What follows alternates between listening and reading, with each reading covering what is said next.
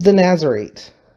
The Lord said to Moses, "Speak to the Israelites and say to them, if a man or woman wants to make a special vow, a vow of separation to the Lord as a Nazarite, he must abstain from wine and other fermented drink, and must not drink vinegar made from wine or from other fermented drink. He must not drink grape fermented drink. He must not drink grape juice or eat grapes or raisins, as long as he is a Nazarite. He must not eat anything that comes from the grapevine, not even the seeds or skins. During the entire period of his vow of separation, no razor may be used on his head.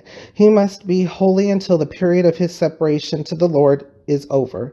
He must let the hair of his head grow long. Throughout the period of his separation to the Lord, he must not go near a dead body, even if his own father or mother or brother or sister dies. He must not make himself ceremonially unclean or account of them, because the symbol of his separation to God is on his head.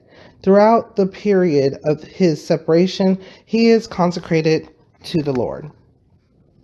If someone dies suddenly in his presence, thus defiling the hair he has dedicated, he must shave his head on the day of his cleansing, the seventh day. Then on the eighth day he must bring 2 doves or 2 young pigeons to the priest at the entrance to the tent of meeting. The priest is to offer one as a sin offering and the other as a burnt offering to make atonement for him, because he sinned by being in the presence of the dead body. That same day he is to consecrate his head. He must dedicate himself to the Lord for the period of his separation, and must bring a year-old male lamb as a guilt offering. The previous days do not count, because he became defiled during his separation. So, going over what it is to be a Nazarite or Nazarite, however you would like to pronounce it, and what it is to be dedicated to the Lord, to dedicate oneself to the Lord, and the requirements in order to dedicate yourself to the Lord. And again, we're back in the Old Testament, and again, this is under the law and under the instructions that the Lord God has given Moses to give the people, the Israelites. Now, this is the law of the Nazarite. When the period of his separation is over, he is to be brought to the entrance to the tent of meeting. There he is to present his offerings to the Lord: a year-old male lamb without defect for a burnt offering, a year-old ewe lamb without defect for a sin offering, a ram without defect for a fellowship offering, together with their grain offerings and drink offerings, and a basket of bread made without yeast, cakes made of fine flour mixed with oil, and wafers spread with oil. The priest is to present them before the Lord and make the sin offering and the burnt offering. He is to present the basket of unleavened bread and is to sacrifice the ram as a fellowship offering to the Lord, together with the grain offering and drink offering. Then at the entrance to the tent of meeting, the Nazarite must shave off the hair that he dedicated. He is to take the hair and put it in the fire that is under the sacrifice of the fellowship offering.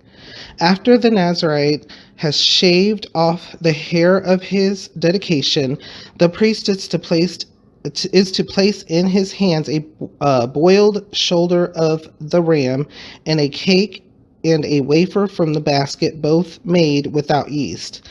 The priest shall then wave them before the Lord as a wave offering. They are holy and belong to the priest, together with the breast that was waved and the thigh that was presented. After that, the Nazarite may drink wine. This is the law of the Nazarite who vows his offering to the Lord in accordance with his separation, in addition to whatever else he can afford. He must fulfill the vow he has made according to the law of the Nazarite. Now, the Nazarite is going to come into the Bible many times, actually. Like, you're going to hear, we're going to read the significance and the importance of it, importance of the Nazarite. And so it even goes along with someone in particular in the Bible. So we'll learn about those things as we continue to read. Things that came into my mind when people dedicate themselves to the Lord. What are examples or thoughts or feelings that you have, or what are things that you could think of that are similar today?